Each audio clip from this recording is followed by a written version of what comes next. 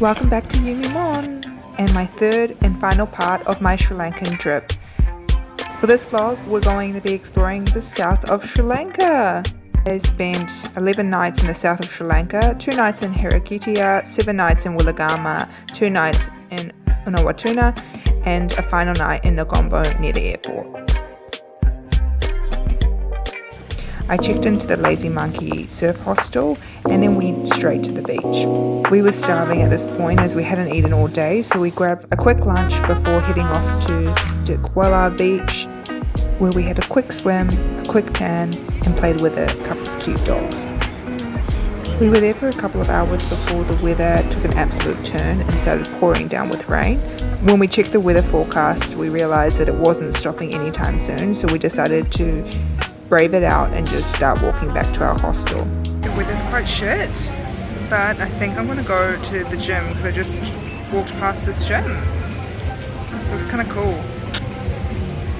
What a cool gym, right? For my gym session, I kept it pretty simple. I started off with some cardio, just doing some skips for a couple of minutes and alternating it with these side ab workouts. I also just wanted to try this machine out, so I did some tricep workouts, and I thought it would be cool to try the weights, so I just played with some tricep extensions. For dinner, my hostel was hosting a family dinner, so we had some curry to share. Day 2 in Hiriketiya, I started off with some consistency and went back to the gym for a leg workout. So I just finished my workout in the same place as yesterday, the CrossFit gym, and I got some mangoes and I'm going to head to the beach. Oh my god, that looks... For lunch we went to a restaurant called La Playa right in front of the beach. To sit here you had to spend a minimum of 3,500 rupees per person, so we ordered a bunch of stuff and stayed there for a few hours. Once we were done relaxing, we headed over to Turtle Point. On the way we saw this adorable puppy which occupied our time for about 10 to 15 minutes.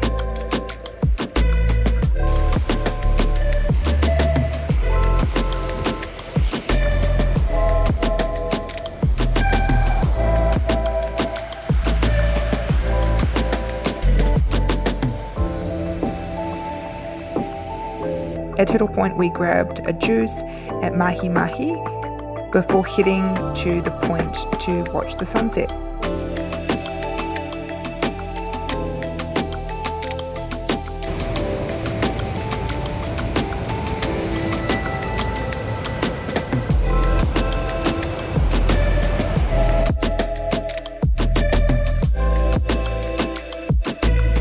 After the beach, we grabbed some dinner at the restaurant next to my hostel. I got an egg kotu, and then we headed off to the beach to grab some dessert. My friend kept getting burnt with the weirdest tan lines, and I could not stop laughing at her, though I really felt for her pain. It was really lovely spending this time with Leonie. We constantly made each other laugh, and it felt like I'd known her for years.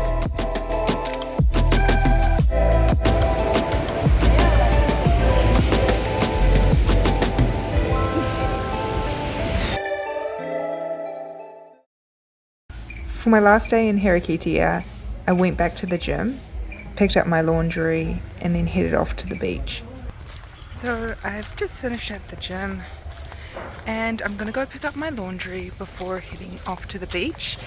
I'm still in Hiriketiya, and I'm heading to Weligama today, so another coast.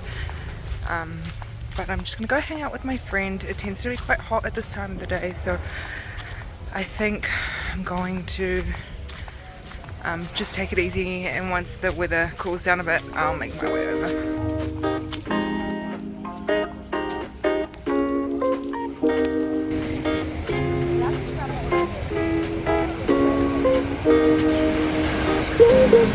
We ended up getting some lunch from Beldon. I got a club sandwich. And sadly, my friend also got burnt on her eyelashes. After saying goodbye, I got a local bus to Weligama to check into my surf camp. To get to Weligama from Hiriketiya, you need to take 2 buses, and the total travel time is about an hour and a half. Before travelling, I had planned nothing for Sri Lanka, but the one thing I did plan was this surf camp. I picked the 7-night option, which included surf classes each day, yoga, and breakfast and dinner is included with all the options. And this is my room. It's got my bed, interesting, locker, and then bathroom. I've arrived at my hostel in Weligama. It's called the Surfers Surf Camp, and I'm here for 7 days, or 7 nights. This hostel costs €350. I'm not too sure why the pricing is done in euros, but that's what it is. And that includes a couple of yoga classes, 6 surf lessons, breakfast and dinner. But the place looks really lovely. It's just a 30-second walk from the beach. It includes a pool. I'm in a dorm room with 4 other people, but it's not bunk bed, it's just single beds. And then we have a really lovely bathroom as well. So it's nice to stay somewhere a little bit more luxurious. But yeah, the beach here is definitely a little bit more chill in comparison to Hiriketiya Beach. But I think it's a good place for me to build my confidence in surfing and just relax. But yeah, I'm looking forward to it. I'll let you know if I rate the camp.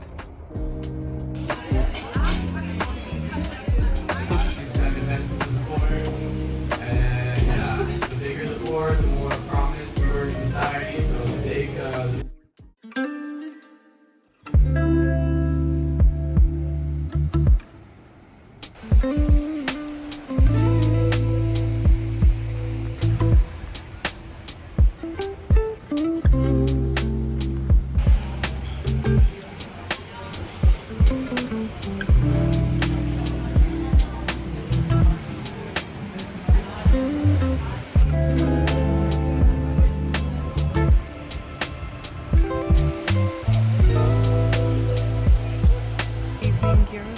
At 7 a.m. and 5:30 p.m. they offer yoga at the hostel. So occasionally, if I was feeling up to it, I'll take a sunset yoga class on the rooftop.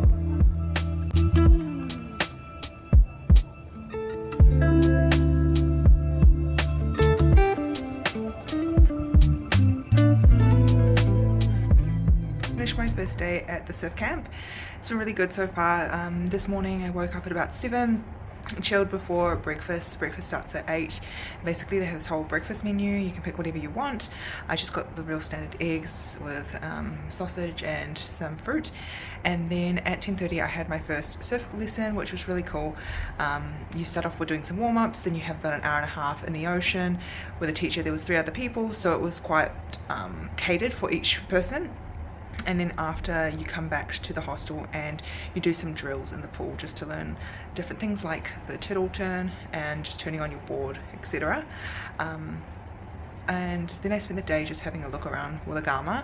There's not much to do here, but I wanted to get some zinc sunscreen because the sun is super strong here. And I hung out with a girl I met during my class, and then we grabbed some lunch. I just did a yoga class on the rooftop, which was so nice with sunset, and now I'm heading off to dinner and also to see my surf analysis. So if you do a morning class, then they actually have drones that video you, and then at 7 o'clock each night you go over your footage and just analyze your technique and see where you can improve and what you can do a bit better as well. So yeah, so far I'm really impressed with how everything's been organized. It's really nice, especially when you solo travel, you're constantly doing admin, so it's really nice to have everything just organized for you. You know, like at this time you have breakfast, at this time you have your class, and blah blah blah. It's really nice to not have to think about anything for once. So yep, so I'll go see that. So yeah, first day's been really good. I've enjoyed it a lot. During my time at this camp, my days were pretty repetitive. I woke up, went for my surf lesson, had breakfast, and then spent the day relaxing by the beach, exploring new cafes, or even neighbouring towns. Look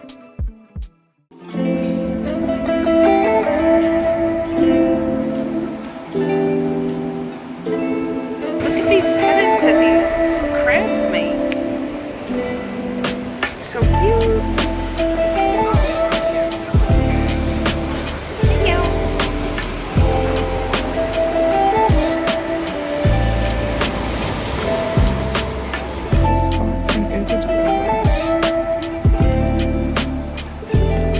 Before going to Weligama, there were a lot of comments from other travellers saying that Weligama Beach wasn't that interesting nor beautiful, but I think the main purpose of Weligama is to offer a good, safe surfing destination for beginner surfers, as the waves aren't too big or overpowering.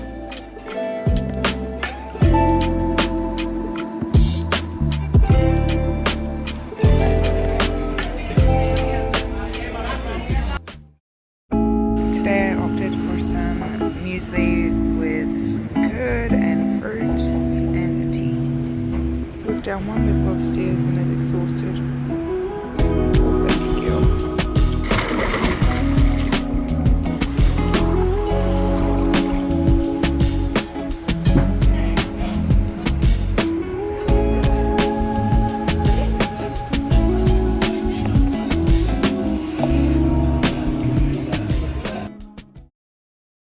One of the days I went shopping with the girls and actually bought myself some zinc. One thing to note is that Sri Lanka has very strong sun, and every day when we check the weather forecast, the UV levels were marked as extreme. So make sure to continuously reapply your sunscreen and buy some zinc if you intend on being out at the beach or in the water. Morning turtles with this gordita.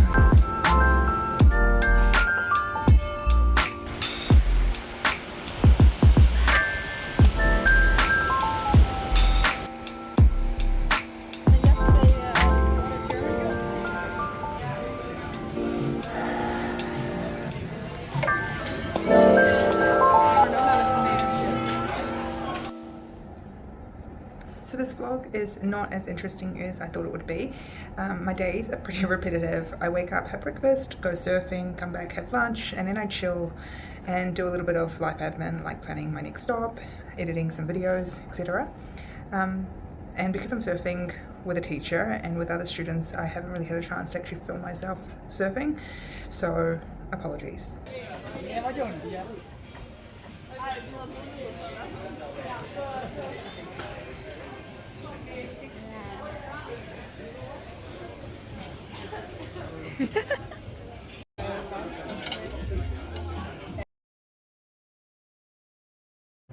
My friend lent me her swimsuit for surfing, so I'm going to try it out today. It's a lot nicer because it's like tighter on the skin, and the shirts I've been wearing have been really loose, and so like a lot of insects have been getting in and giving me bites, so I'm hoping this will help out a bit, but it's really cute. I actually wish I had one myself. If you're sick of the beach and want to hang by a pool, in Weligama there is a pool club called Kai. You don't actually have to buy anything to sit or relax there, but there are cafes and restaurants located around the pool area.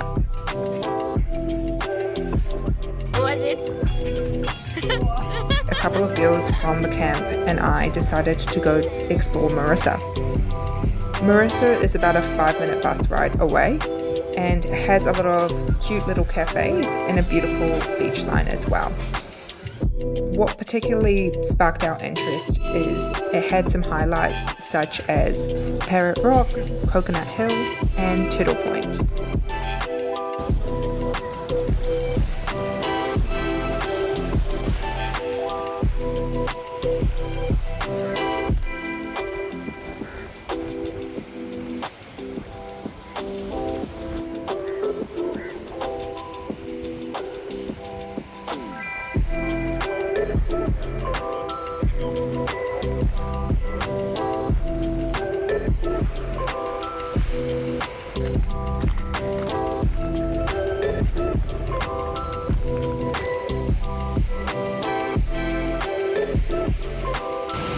Videoing me sweating.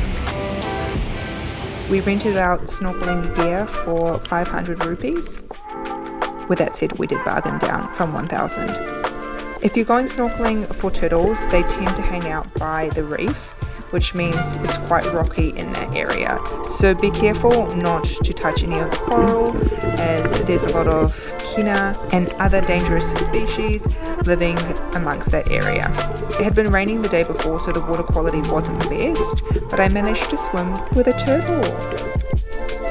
We ended up staying a little bit after our snorkeling session to watch the sunset, and then headed back to the hostel for dinner.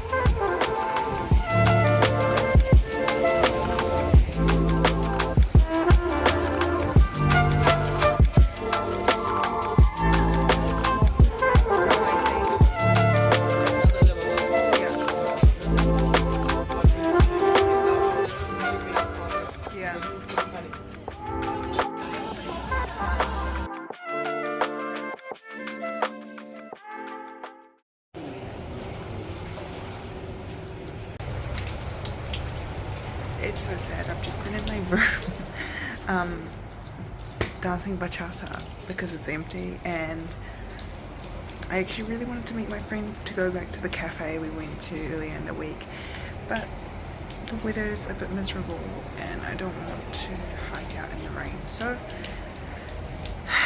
I'm practicing bachata until it gets a little bit better, and then I will hopefully grab a coffee. As the day was pretty grim, I mostly hung out in the hostel, but when there was a little bit of a break from the rain, I went to meet a friend at a cafe called After Surf.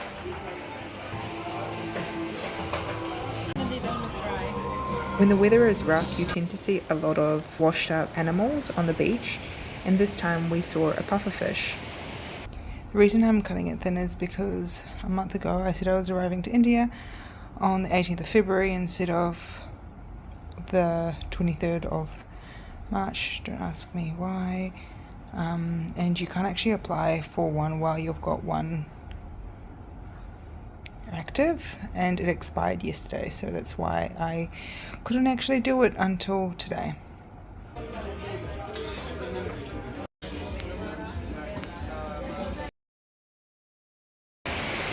heading off to Unawatuna, which is another coastal beach but closer to Colombo, and I head up to catch my plane on the 23rd.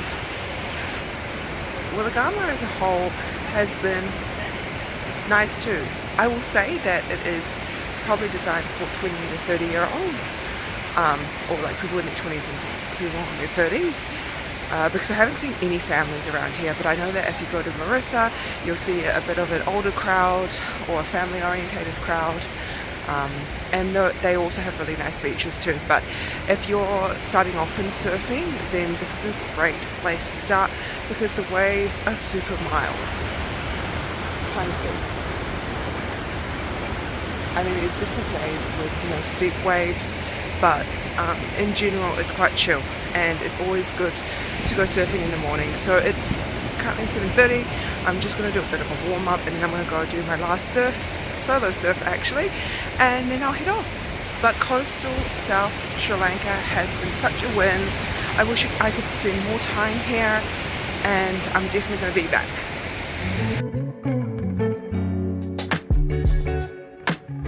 The bus to Unawatuna is about an hour and a half, or just under an hour and a half. Just walking to my hostel. I'm in Unawatuna now. I arrived a little bit early to my hostel, so I dropped off my bag and decided to explore the town a little bit. Most of what you can see and eat in Unawatuna is based on one main road. If you continue to follow the road, it is about a 10-minute walk to the actual beach itself. While relaxing on the beach, I heard a lot of beach vendors yelling out and selling their products in Russian. Also, when looking at restaurants, I noticed that the menus were written in Russian as well. I was super confused because I didn't see this anywhere else in Sri Lanka, but when asking the waiters and different locals, they told me that in 2022, Sri Lanka had a visa-free option for Russians and Ukrainians to enter the country because of the war.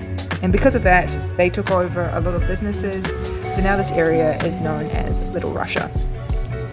It's so crazy. I found this centipede on my leg, and usually this would completely freak me out, but for some reason I was so chill about it. This is what you call personal growth.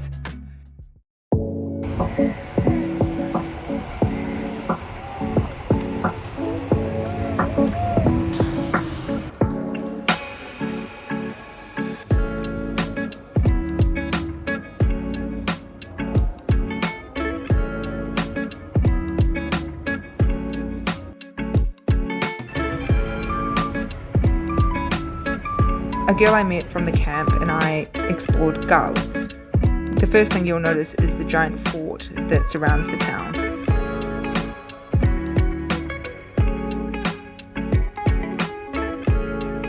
I have no idea if I can.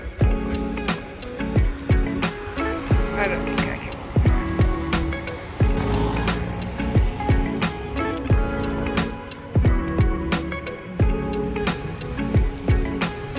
The architecture reflects the Portuguese, Dutch and British ruling.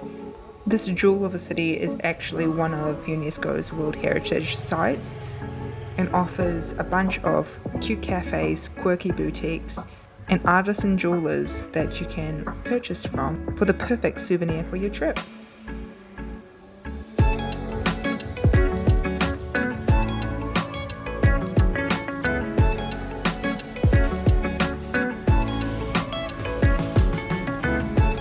I recommend visiting Galle, but I don't think you need to necessarily spend any nights here. It's a really great day trip destination.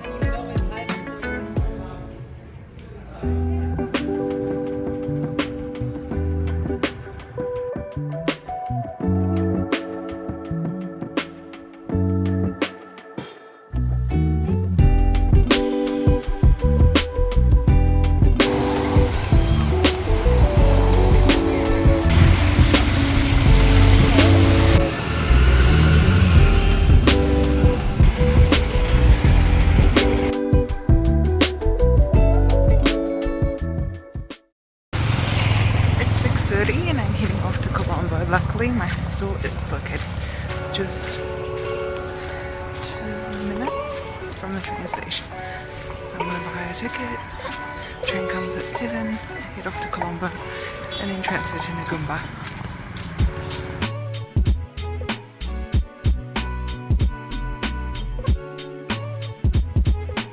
For my final night in Sri Lanka, I decided to stay at the Tuk-Tuk hostel. It was a recommendation from a friend. Negombo is a small town with a nice beach to relax on and lots of good eateries to explore as well. It also offers a range of souvenir stores if you want to buy any last minute gifts.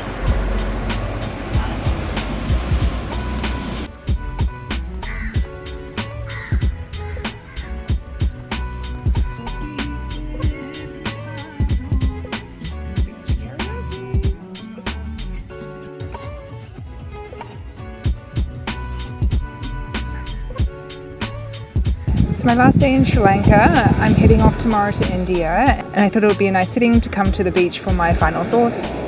This is where a lot of people come just before flying out or if they've just arrived because it's only like a 15-minute drive from the airport.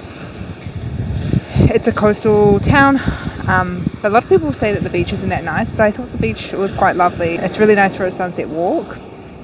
But yes, I have spent 3 weeks in Sri Lanka and I absolutely love it. If it's not on your go-to list, I definitely recommend to add it to your bucket list. If anyone wants to go and needs a travel partner, I'm more than happy to come join you. Sri Lanka really has everything you need for a great holiday, whether it's safaris, wildlife, exploring waterfalls, hikes, good food, good people, and a little bit of drama.